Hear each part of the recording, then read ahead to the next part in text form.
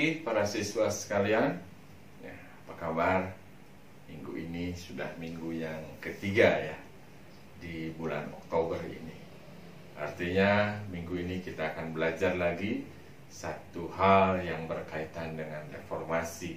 Kalau minggu pertama kita belajar tentang bagaimana kita memaknai reformasi itu dalam dunia modern kita, di mana kita berani untuk mengoreksi diri, berani untuk mengevaluasi diri kita.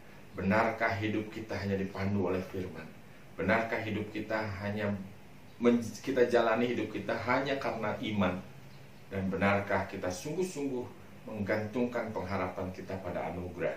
Minggu yang ketiga kita akan belajar tentang sola fide, hanya karena iman. Kita akan belajar bagaimana melangkah dalam pimpinan Tuhan itu. Kejadian 12 ayat 1-4 mengatakan demikian. Kejadian 12 ayat 1-4. Berfirmanlah Tuhan kepada Abram, pergilah dari negerimu dan dari sanak saudaramu dan dari rumah bapamu ke negeri yang akan kutunjukkan kepadamu. Aku akan membuat engkau menjadi bangsa yang besar dan memberkati engkau serta membuat namamu masyhur, dan engkau akan menjadi berkat. Aku akan memberkati orang-orang yang memberkati engkau dan mengutuk orang-orang yang mengutuk engkau. Dan olehmu semua kaum di muka bumi akan mendapat berkat. Ayat yang keempat, lalu pergilah Abram seperti yang difirmankan Tuhan kepadanya, dan Lot pun ikut bersama-sama dengan dia. Abram berumur 75 tahun ketika ia berangkat dari Haran. Ya, sampai sedemikian jauh pembacaan kita. Nah, teman-teman sekalian, ketika kita berbicara tentang iman dalam keseharian kita, seringkali kita menerjemahkan iman itu, bahasa yang enak ya, seringkali kita menerjemahkan iman itu seenak-enaknya.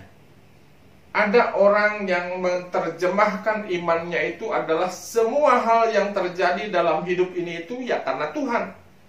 Semua yang terjadi itu karena Tuhan. Jadi kalau kita ditangkap polisi pun karena kejahatan kita bilang apa? Ini cobaan dari Tuhan. Ya.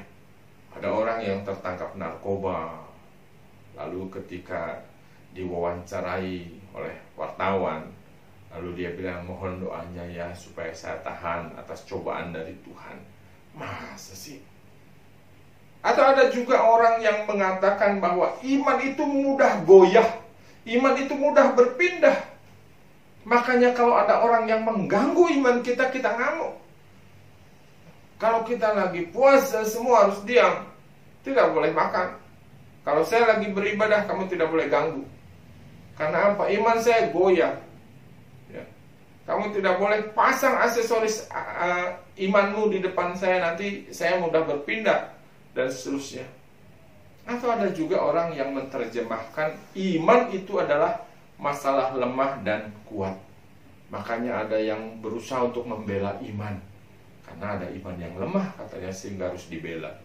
Ada juga yang selalu ngajak debat untuk menghancurkan iman orang.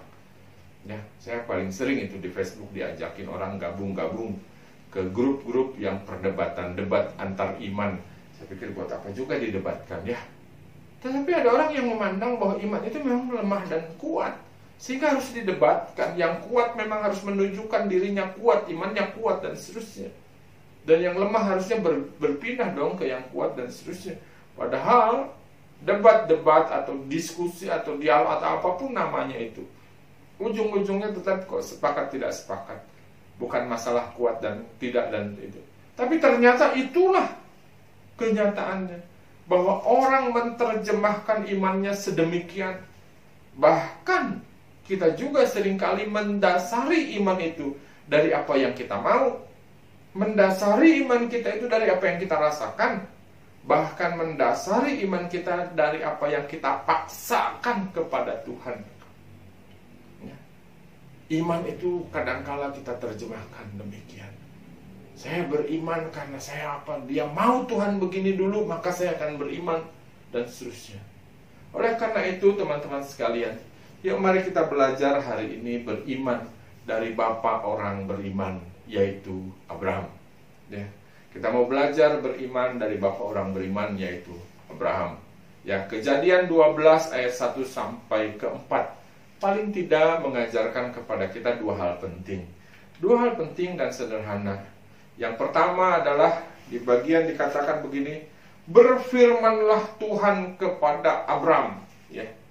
Awal sekali ayat ini dibuka atau pasal ini dibuka dengan satu kalimat, berfirmanlah Allah kepada Abram.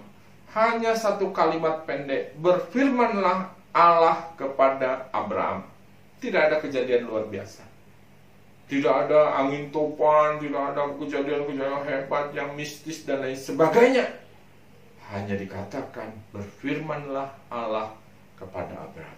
Tetapi yang unik adalah Abram percaya kepada Tuhan sekalipun keadaannya biasa-biasa saja.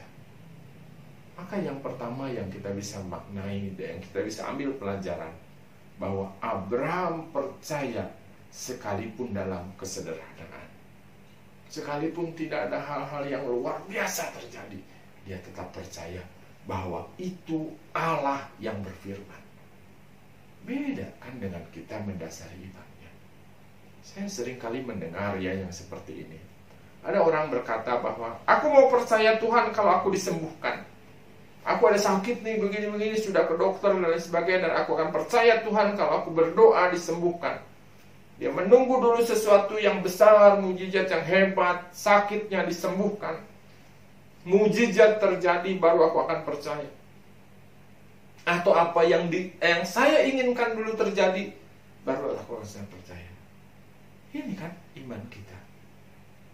Perhatikan baik-baik.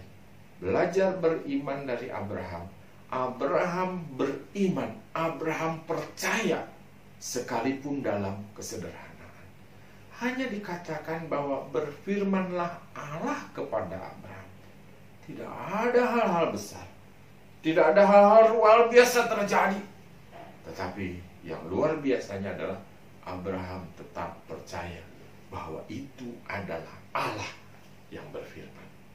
Yang kedua, saudara-saudara, yang kita bisa pelajari adalah Abraham percaya sepenuhnya dan seutuhnya pada kehendak Allah.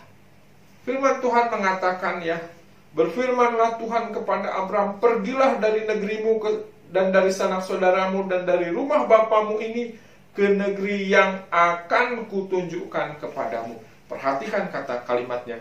Pergilah dari rumah bapamu, dari tengah-tengah saudaramu, dari tanah kelahiranmu itu ke negeri kemana? Ke negeri yang akan kutunjukkan kepadamu. Di mana akan itu? Tak tahu. Pokoknya pergi dulu saja. Tapi yang luar biasa adalah sekalipun Abraham tidak tahu kemananya, Abraham melakukan kehendak Tuhan. Bukan karena sudah jelas A sampai Z-nya, tapi Abraham betul-betul percaya sepenuhnya dan seutuhnya. Sekalipun tidak ada hal luar biasa, sekalipun tidak mengerti A sampai Z-nya, tetapi Abraham tetap percaya bahwa itu adalah Tuhan yang berfirman. Abraham percaya dan dia melakukan kehendak Tuhan hanya karena dia meyakini bahwa itu Allah yang berfirman dan Allah pasti akan menuntun dia dan pasti Allah akan menggenapi janjinya. Kadang-kadang teman-teman, ya itulah, kita itu butuh DP. Kita itu butuh jaminan. Saya mau percaya Tuhan kalau Tuhan buka jalan ke sini. Saya mau percaya kalau Tuhan utus saya ke situ, kalau memang Tuhan kasih saya pasangan di sana, dan seterusnya dan seterusnya. Abraham tidak begitu. Sola fide, hanya karena iman. Yang kita bisa pelajari hari ini dari Abraham adalah percayalah kepada Tuhan sekalipun dalam kesederhanaan. Percayalah ketika kamu bangun pagi hari.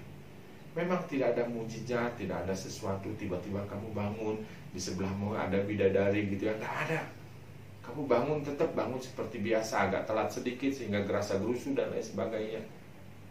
Tapi dalam keadaan yang demikian pun Allah ada dan Dia menyertaimu. Percayalah itu. Percayalah dengan sepenuh hatimu, dengan seutuhnya kepada kehendak Allah. Tidak perlu hal-hal spektakuler dulu terjadi dalam hidupmu. Tidak perlu hal-hal yang kamu inginkan dulu, yang kamu paksakan dulu kepada Allah terjadi dulu dalam hidupmu. Tapi percaya sajalah bahwa dalam kesederhanaan sekalipun, dalam rutinitas kita sekalipun, Tuhan mau berfirman kepadamu. Tuhan mau kamu percaya sepenuhnya dan seutuhnya hanya kepada kehendak-Nya. Oleh karena itu jalanilah itu dengan sungguh. Dan kiranya Tuhan memberkati kita.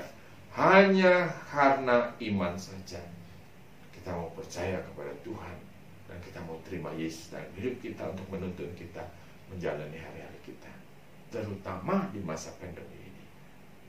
Mari kita berdoa. Tuhan Yesus, kiranya Engkau yang memberkati kami, agar kami memiliki iman seperti Abraham, tidak menuntut sesuatu yang besar, tidak menuntut sesuatu seperti yang kami mau, tetapi sekalipun dalam kesederhanaan, kami mau mengimani bahwa ketika Tuhan berfirman kepada kami, maka kami mau taat dengan setia, dengan sungguh, dengan sepenuhnya kepadamu, dan Tuhan yang akan memberkati kami. Berkatilah iman percaya kami ya Tuhan, agar sungguh-sungguh tidak mudah digoyahkan. Berkatilah iman percaya kami, agar sungguh-sungguh kami tidak meminta banyak hal dulu, tetapi kami hanya mau percaya saja bahwa di dalam genggaman tangan Tuhan, dalam tuntunan tangan Tuhan, kami bisa menjalani hari-hari kami dengan baik dan penuh kemenangan. Tuhan kiranya menolong kami semua. Dalam nama Yesus, Allah yang kami imani ada dalam kehidupan kami, menuntun kami semua. Kami berdoa. Amin.